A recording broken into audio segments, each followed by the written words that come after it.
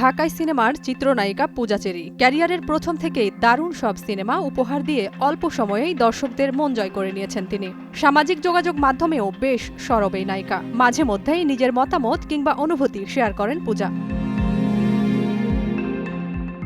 সম্প্রতি বেশ কিছু তারকার নাম জড়িয়েছে রাজনৈতিক পরিচয়ে। এবার সেই কাতারে যুক্ত হলো নায়িকা পূজা চেরির নাম। পূজার নাম ছড়িয়ে পড়ে সামাজিক যোগাযোগ মাধ্যমগুলোতে। বাংলাদেশ ইসলামী ছাত্র শিবির সম্বলিত একটি প্যাডে একটি তালিকা প্রকাশিত হয়।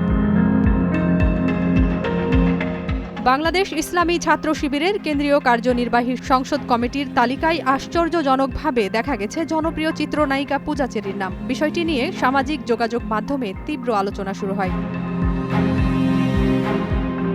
তালিকাটি প্রসঙ্গে পূজা চেরি তার ফেসবুকে একটি পোস্টে তীব্র প্রতিক্রিয়া জানিয়ে বলেন, মানুষ এমন অবান্তর পোস্ট করে কেমন করে আমার বোধগম্য নয়। সাধারণত কোনো গুজব নিয়ে আমি মাথা ঘামাই না। তারকাদের নিয়ে রিউমার ছড়াবে, এটাই স্বাভাবিক, কিন্তু আজকের গুজব নিয়ে কথা বলা জরুরি।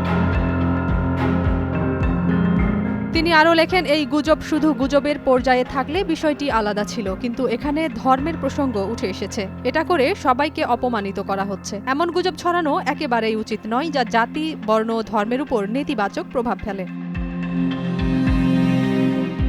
সবশেষে পূজা লিখেছেন, আমি একজন অভিনয় শিল্পী, বাংলা চলচ্চিত্রকে ভালোবাসি, এটাই আমার প্রফেশন। আমি সবসময় এই প্রফেশনকে রেসপেক্ট করি এবং উপভোগ করি। এই প্রফেশনের বাইরে আমি কোনো রাজনৈতিক প্রফেশনের সাথে যুক্ত নই। এই পোস্টের মাধ্যমে পূজা চেরি তার অবস্থান স্পষ্ট করেছেন এবং ভুয়া তথ্য প্রচারকারীদের বিরুদ্ধে সতর্ক থাকার আহ্বান জানিয়েছেন। বাংলাদেশ ইসলামী ছাত্র শিবিরের কেন্দ্রীয় সভাপতি মঞ্জুরুল ইসলাম 11 ডিসেম্বর এক ফেসবুক পোস্টের মাধ্যমে জানান, ছাত্র শিবিরের প্যাডের ছবি ব্যবহার করে আলোচিত দাবিতে প্রচারিত কমিটিটি ভুয়া। নাজিয়া তরুণা, নয়া দিগন্ত।